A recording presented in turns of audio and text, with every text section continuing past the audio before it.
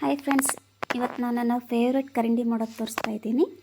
ಅದಕ್ಕೆ ಬೇಕಾಗಿರೋದು ಸೌತೆಕಾಯಿ, ಕ್ಯಾರೆಟು ಹೆಚ್ಚಿಟ್ಕೊಳ್ಳಿ. ಅದಕ್ಕೆ ಸ್ವಲ್ಪ ಉಪ್ಪು, ಹಿಂಡಿ ಅಥವಾ ಮೆಣಸಿನ್ಕಾಯಿ ಯಾವುದಾದ್ರೂ ಜಜ್ಕೊಂಡು ಹಾಕ್ಕೋಬಹುದು.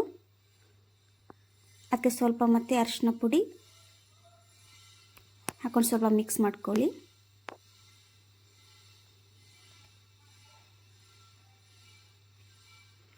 ಆಮೇಲೆ ಜಜ್ಜಿತಕ್ಕಂಥ ಬೆಳ್ಳುಳ್ಳಿ ಹಾಕ್ಕೊಳ್ಳಿ.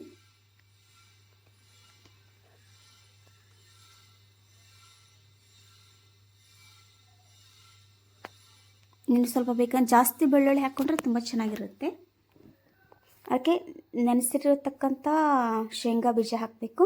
ಆಮೇಲೆ ಕಡಲೆಕಾಳು ಹಾಕಬೇಕು.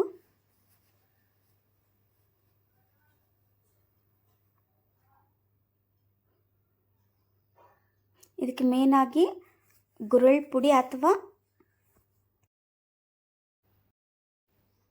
ಅಗಸೆ ಪುಡಿ ಹಾಕ್ಕೋಬೇಕು. ಇದಿಷ್ಟು ಮಾಡಿಟ್ಕೊಂಡ್ರೆ ನಿಮ್ಮ ಕರಿಂಡಿ ರೆಡಿ.